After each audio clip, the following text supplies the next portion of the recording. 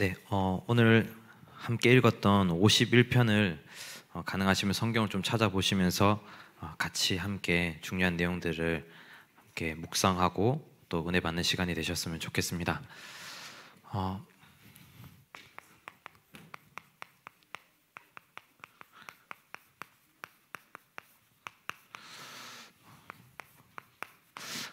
우리 신앙생활 할 때 가장 중요한 것은 저는 두 가지라고 생각합니다. 나 중심을 말하는 것이 아니라 내가 하나님의 구원과 하나님의 은혜와 하나님의 인도하심 속에 있지 않으면 사실 신앙생활에 대한 엄청난 갭을 느끼고 살아가게 됩니다. 그게 우리 청소년들이죠. 그래서 교회 다니기 되게 힘들고 하나님 안 믿어줘요 그러고 그렇게 살아갑니다.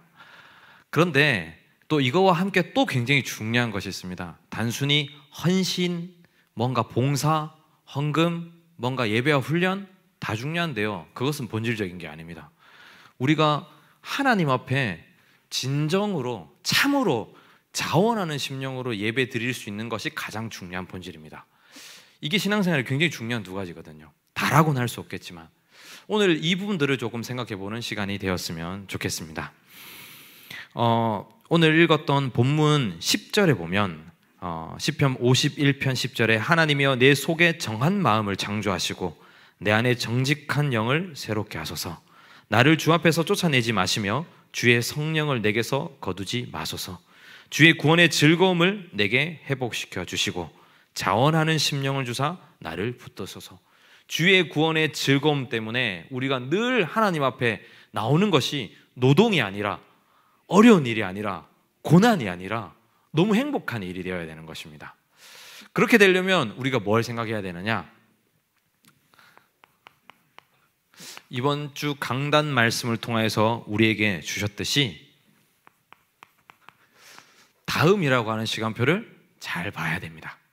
다음이라고 하는 시간표를 보기 위해서 무엇보다 중요한 것은 역사의식이라는 게 없으면 안 됩니다. 마가다락방 교회의 역사의식이 저는 없습니다. 저는 고작 이 교회에 온 지 3년도 안 됐거든요. 교회를 모릅니다. 그러나 어릴 때 기억은 있습니다. 동강교회 지하에 있을 때 항상 5일장이 생기면 열심히 핫도그 먹으러 다녔던 기억이 있습니다. 핫도그 먹고 항상 들러오던 것이 오락실이 있었거든요. 그러다가 항상 청소년 전도 신학을 늦게 와서 이성만 목사님, 그 화내시는 목사님이 성경책을 집어던지시고 여러 목사님들에게 끌려다니면서 치유사역을 받았던 기억들이 있는 것 같습니다. 역사의식이라는 건 굉장히 중요합니다. 우리 마가다락방 교회 이번 주 강단 말씀은 무엇보다 가장 중요하게 이야기하셨던 것이 바로 그 역사의식이에요. 마가다락방 교회가 무엇 때문에 시작했냐는 이야기로 이야기하셨잖아요. 그리고 하나님께서 무엇을 위하여 마가다락방 교회를 응답하시고 축복하셨는지를 이야기하셨어요. 그리고 우리가 앞으로 가야 할 다음이라고 하는 비전을 제시한 게 아니라 질문하게 하셨어요. 그걸 기도라고 합니다. 하나님이 단답형으로 딱 주시면 좋은데 갑자기 꿈에 나타나서 성준아 나타나셔서 네 앞으로 이렇게 해라, 내일은 이거 하고 저거 해라, 좋겠지만 그럼 살짝 점쟁이 되는 거죠. 하나님께서는 우리에게 더 기도하기를 원하고 계시고 우리가 알지 못하는 하나님의 은밀한 길로 더 큰 계획을 따라 의도하심을 따라 역사하시는 거예요. 그걸 우리는 기대하는 겁니다. 지금 내 삶에 비록 확실하지 않지만 그게 모든 성경의 구약 성경에 나왔던 선지자들의 모습이었어요. 그 중에 대표적인 인물이 하박국이었죠. 하박국은 비록 나에게 내 삶에 하나님의 응답이 더디게 느껴질지 모르지만 반드시 하나님은 이룬다고 고백을 하죠. 그 다음 구절을 인용했던 사람이 바울이었고 루터였습니다. 오직 의인은 믿음으로 말미암아 산다. 그리고 성경에 굉장히 중요한 구약 성경 중에 분량을 차지하는 것이, 구약 성경에 제일 많은 분량을 차지하는 것이 시편이고 그 다음으로 많이 차지하는 것이 예레미야입니다. 예레미야는 8살 때 하나님의 비전을 꿈꿨고 13살 때 두 번째 시대들에 갇힐 만큼 하나님의 말씀을 선포하는 선지자였어요. 엄청난 종교 개혁을 감행했고 요시야 왕과 함께 이스라엘 전체에 하나님 원하시는 복음 운동을 일으켰죠. 근데 그에게도 시위대 뜰에 다시 갇힐 만큼 고난과 역경과 문제들이 있었던 거예요. 그런데 예레미야는 주저앉지 않았습니다. 내 속에 하나님이 주신 그 뜻, 정한 계획을 알고 있었기 때문에 무엇인지 정확하지는 않았지만 하나님의 정하신 계획을 통하여 나를 이루실 것을 알고 있었기 때문에 어느 순간에도 어느 상황에도 하나님의 다음 시간표를 질문하는 자리에 있었어요. 그게 예레미야와 또 구약 성경에 공통되는 선지자들의 모습이었던 겁니다. 우리가 무엇 때문에 시작했다고 했습니까? 오직 복음. 진짜 귀에 탁지 앉을 만큼 들었던 주는 그리스도시요 살아계신 하나님의 아들이십니다. 봐. 저는 감동 오지만 쟤들은 감동이 안 올 거예요. 그 비디오 테이프가 어떻게 생긴지도 모를 거니까요. 그렇죠? 그 복음, 그때 뜨겁게 들었던 그 복음, 그리고 그 복음이 사실 우리에게 주일학교로 다양한 많은 현장들로 많은 치유받을 현장들에 답이 되는 복음이었잖아요. 곳곳에 진짜 복음 편지 하나 들고 가면 엄청난 역사들이 우리의 삶에 가득했었잖아요. 아닙니까? 들고 가면 진짜 눈물 쏟아내면서 이 복음이 왜 이제 들었노? 왜 이제 들었노? 이런 분들 천지였고, 정말 무당이 돌아오고, 정말 실제적인 치유가 일어나고, 정말 평생 동안 가지고 있던 병들이 치유되어지는 은혜들도 많이 있었습니다. 근데 그 중요한 시간표들은요, 하나님은 질서의 하나님이시기 때문에 시대 정서라고 하는 것을 절대 놓치지 않고 사용하셨어요. 그 시대 정서가 뭔지 아십니까? 바로 베이비 붐. 이거 무슨 소리냐? 갑자기 생뚱맞게. 무슨 소리냐? 바로 여기 계신 우리 청소년들 제외한 모든 어르신들의 정서는 바로 엄청난 베이비붐 정서예요. 베이비붐 세대의 정서를 가지고 있습니다.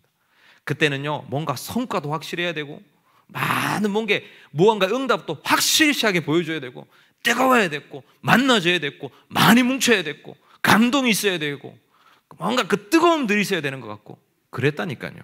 근데 지금 찾아볼 수 있습니까? 그거는 단순히 믿음의 부재, 뭔가 복음이 힘해졌다라는 것이 아니라 하나님의 역사 속에 인도하신 가운데 사용하셨던 하나의 정서적인 거라는 거예요. 그러면 오늘 이야기하고 싶은 건 뭐냐? 다음 시간표는 뭐냐? 과감하게 저는 이야기할 수 있습니다. 다음 시간표는요,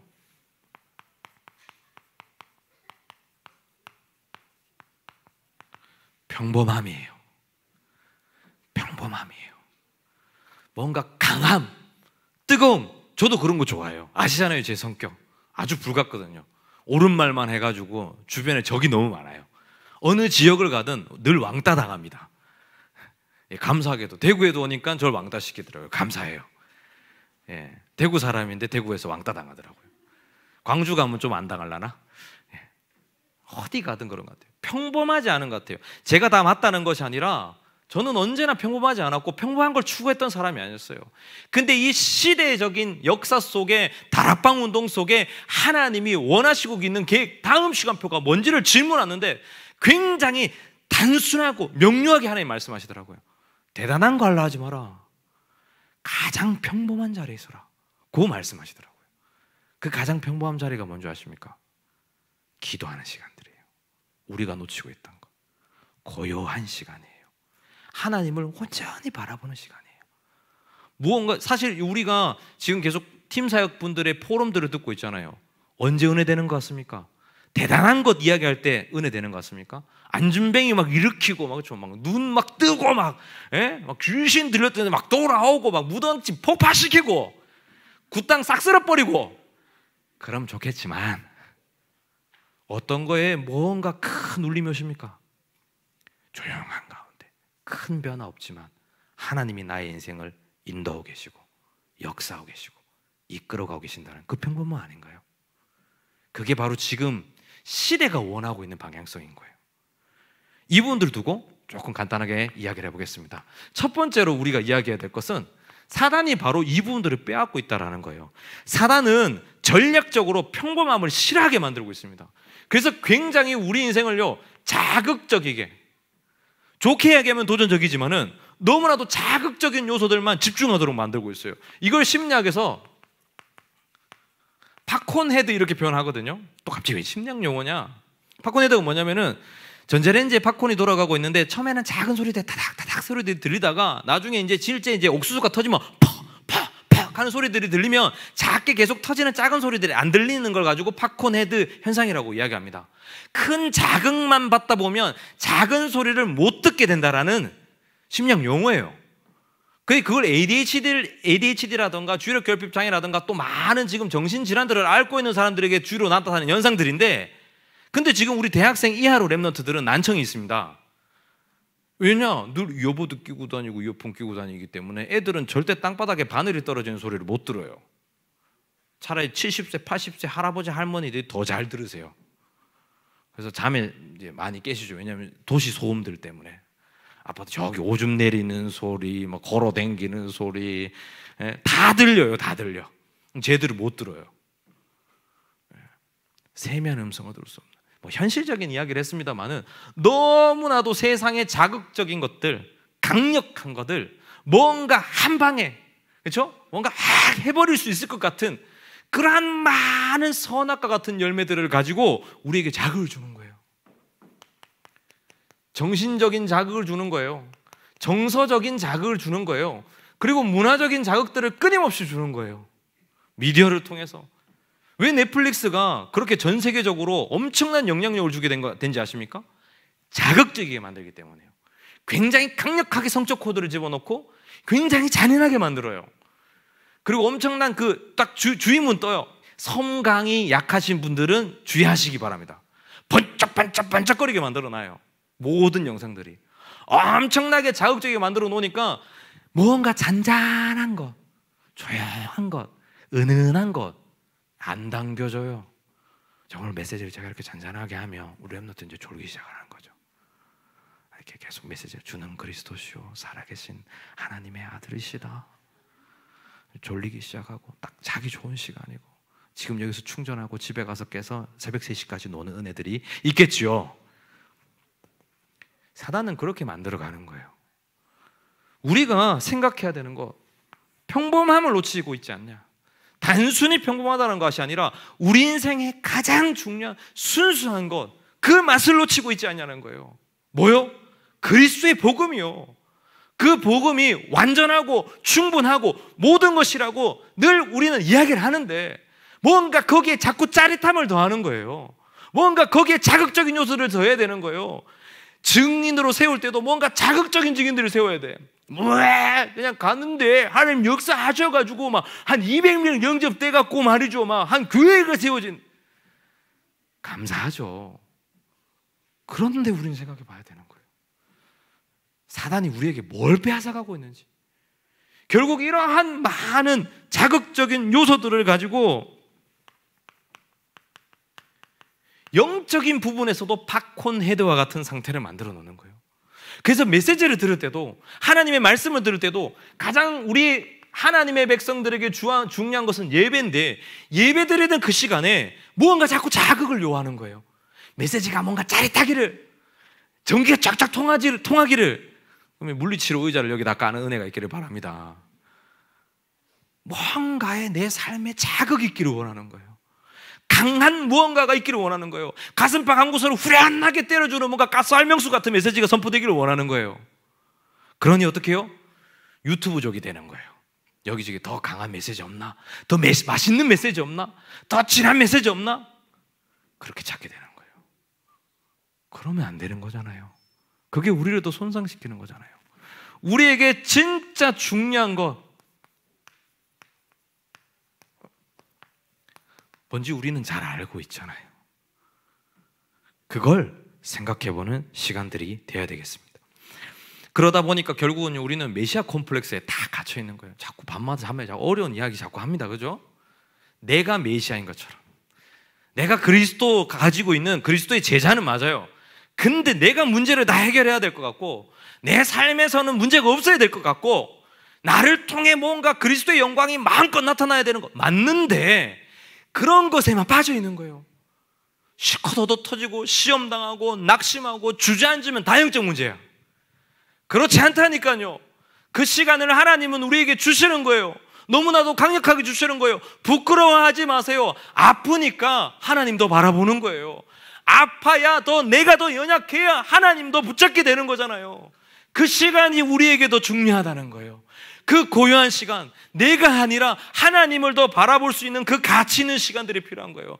자극에만 집중하지 않기를 바랍니다. 진짜 하나님을 바라보는 세미한 음성을 듣는 그 시간 속으로 들어가는 은혜가 있기를 바랍니다. 우리 교회 진짜 다 잘하는데 하나 못하잖아요. 기도 못하잖아요. 죄송합니다. 더 이야기하지 않겠습니다. 기도해야 됩니다. 진짜 하나님을 바라볼 수 있는 기도 속으로 들어가야 돼요. 부르짖기도 하고 혼자 기도하기도 하고. 저는요 진짜 기도 훈련을 시킨다면 저도 사실 기도 잘하는 경우는 아니지만 책 읽으면서 기도하고 현장 다니면서 기도하고 삶을 통해서 기도가 즐겁고 행복하고 편할 수 있는 시간들을 많이 만들어 드리고 싶어요. 그래서 진짜 추천드릴게요. 그냥 강요하는 것이 아니라 평일에 저녁 4시에서 5시쯤 여기 교회에 오면 사람이 아무도 없어요. 정말 기도하기 좋아요. 저는 그때 여기 와서 드론을 띄우고 있습니다. 정말 교회 안에 많은 곳이 기도할 수 있는 공간으로 저는 비어 있는 것 같아요. 그 시간들을 써보시는 것도 좋을 것 같아요. 굳이 막 새벽부터 나와서 막 저녁에 뜨겁게 좋죠.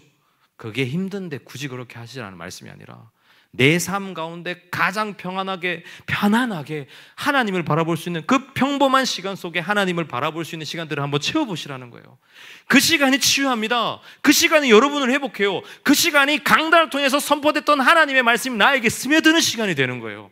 그래야 말씀이 성취되는 거예요. 그래야 그 말씀의 능력이 나타나는 거예요. 너무 많이 듣는데, 진짜 많이 듣는데 정작 그 말씀이 내 삶에는 어떤 효력도 나타나지 않는 이유는 자극에만 집중하고 있기 때문인 거예요. 오늘 평범함으로 돌아가기를 바랍니다. 하나님의 말씀의 평범함 속으로 돌아가기를 바랍니다. 그러지 못하면 어떻게 되느냐? 우리의 삶이 완전 중독된 상태에 들어가는 거예요. 중독은 자극을 추구하는 사람들을 통해 나타나는 현상들이에요. 애들 게임 좋아하잖아요. 자극적이기 때문에요. 미디어도요. 자극적이기 때문에 중독되는 거예요. 지금 막 대한민국에 마약 막 쏟아져 들어오잖아요. 심각성 모르십니까? 정말 심각해요. 당장 지금 할로윈이 얼마 남지 않았어요. 온 전국에서 마약 파티 일어날 거예요. 전혀 감이 안 오시죠? 동성로 한복판이 어떤 곳이었습니까? 우린 생각해 봐야 돼요. 자극만을 추구하고 재미만을 추구하고 쾌락만을 추구하다 보면 모든 곳에 세상의 문화에 완전한 중독의 늪에 빠지게 되는 거예요. 지금 우리가 해야 될 것은 자극이 아니라, 강한 무엇이 아니라 조용한 가운데 하나님을 바라보고 하나님을 바라보고 하나님을 바라보는 시간이라고 저는 확신합니다. 그럼 우리가 지금 뭐 해야 되느냐? 지극히 평범함 속으로 가야 되겠습니다. 그 평범한 시간들 속에서 하나님이 주시는 이 복음의 맛을 느끼고 경험하는 시간들이 필요합니다. 으아 맛있다, 여기 진짜 맛집이네, 이게 아니라 매일 먹는 밥에서 맛있음이 느껴질 정도로. 매일 마시는 물인데 물이 맛있어요. 저는 그렇거든요. 물 맛이 없다라는 분들도 계시더라고요. 매일 먹는 건데 그것이 행복하고 즐거운 시간. 왜 지금 호흡 훈련합니까? 호흡해보면 그냥 숨 쉬는 거였는데 호흡해보면 호흡의 맛이 좀 다르잖아요. 느끼잖아요. 늘 하던 것들인데 그게 필요하다는 겁니다. 늘 듣던 그 복음이 나에게 이제는 진짜 효력을 나타내는 시간표가 필요해요. 그 늘 듣고 있었던 그 복음이 내 삶에 진짜 나를 치유시키고 나를 터치하고 나를 변화시키는 것이 경험되어지는 시간들이 먼저 필요하다는 거예요. 무언가 많은 것을 하는 것이 아니라 바로 나의 오늘의 삶의 똑같은 하루들 속에 그 복음이 행복해야 된다는 겁니다. 이 대표적인 사례에 한 명 있습니다. 엘리야라는 친구요. 엘리야가요 850명을 다 작살냈어요. 거짓 선지자들을. 그리고 이세벨 앞에도 섰어요. 근데 하나님은 역사하지 나타나지 않았어요. 자극적인 걸 요구했던 거예요.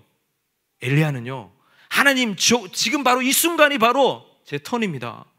드라마틱하게 영화처럼 하나님 바로 이 시간에 이세벨이 딱 번개 맞아 죽어야 됩니다 하고 딱 갔는데 안 죽어요.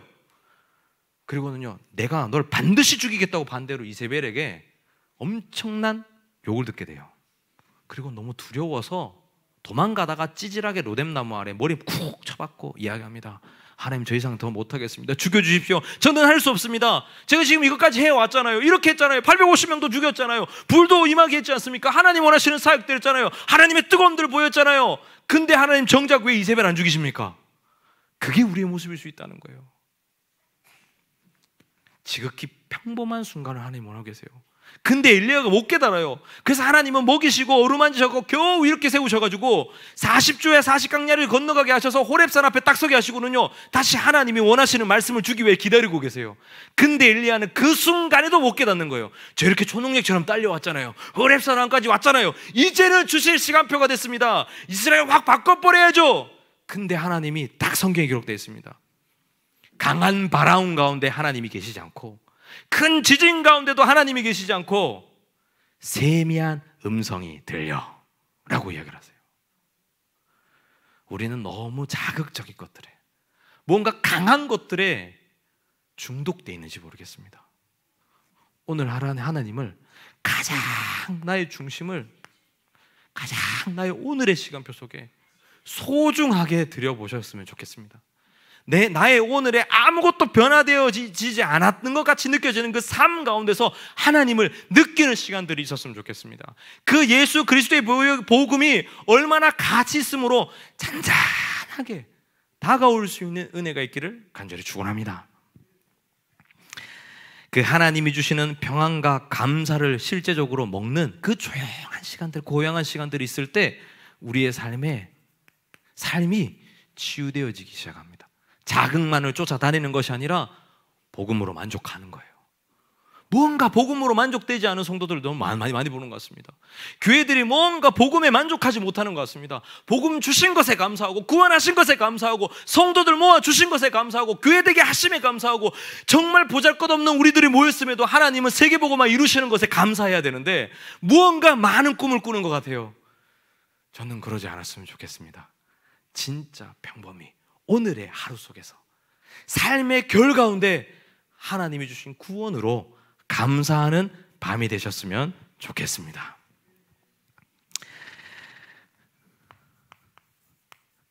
하나님의 자녀로 우리를 불러주신 그것만으로도 행복해하지 않겠습니까? 그게 사실 오늘의 우리인 것입니다. 이것보다 귀중한 것 없고, 이것보다 더한 가치 없고, 이것 말고 자랑할 게 있습니까?